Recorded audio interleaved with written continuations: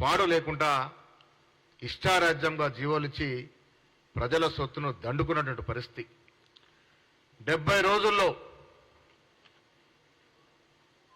3 శ్వేతపత్రాలు ఇచ్చినాం. ముఖ్యంగా ఇరిగేషన్ మీద ఉత్తమ్ కుమార్ రెడ్డి గారు శ్వేతపత్రం ఇస్తే అసలు దిమ్మ తిరిగే నిజాలు బయటకు వస్తే హరీష్ రావు గారు దిమ్మ తిరిగిపోయి అసలు ఏం మాట్లాడాలో మాట్లాడకూడదన్న స్థితిలో మాట్లాడే పరిస్థితి. ఆనాడు నీళ్లు నిధులు నియామకాలంటే నిజంగా ప్రజల కోసం నీళ్లను వాడతారేమని, నిధులు సక్రమంగా నిర్వహిస్తారేమని, మాకొచ్చే ఉద్యోగాలు మాకు వస్తాయేమని ఆశపడారు తెలంగాణ ప్రజలు. మేమంతా మా కుటుంబాలను కూడా బంగారం మయమవుతాయన్నట్టు కోరుకున్నారు. కానీ వాళ్ళ అవినీతి భాగవతం చూస్తూ ఉంటే కేవలం ఇరిగేషన్ శాఖలో ఉత్తమ్ కుమార్ రెడ్డి గారు ఇచ్చిన శ్వేతపత్రంలో బయటపడిన నిజాలు చూస్తూ ఉంటే అసలు మతిపోతా ఉంది. 1,25,000 కోట్లు కేవలం కాళేశ్వరం ప్రాజెక్టు మీద హెచ్చించడం జరిగింది. ఎన్ని ఎకరాలకు సాగు నడుస్తూ ఉంది ఇవాళ? అంటే ఒక ఎకరానికి 1 కోటి రూపాయల చొప్పున ఖర్చు పెట్టి 1,00,00,000 ఎకరాలకి నీళ్ళు 1,00,000 ఎకరాలకు నీరిస్తామని ప్రగల్భం కలిపి ఇవాళ 1,25,000 కోట్ల ప్రజా సొత్తుని దుర్వినియోగం చేసినటువంటి ఘనత ఈ దేశంలో కేసీఆర్కి దక్కింది. కట్టాల్సిన చోట ప్రాజెక్టు కట్టకుండా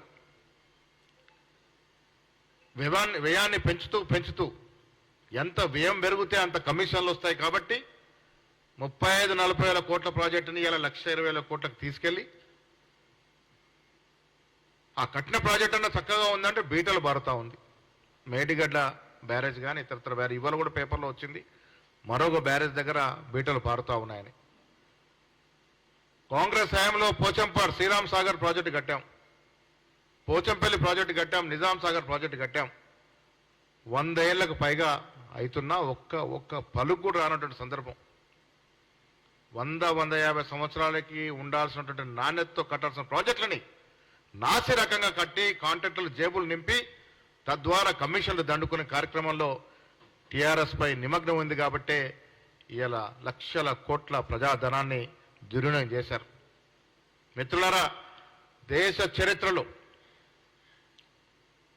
అత్యంత తక్కువ సమయంలో అత్యంత ఎక్కువ ప్రజాధనాన్ని దోపిడీ చేసిన కుటుంబం ఏదంటే అది కేవలం కేసీఆర్ కుటుంబమే.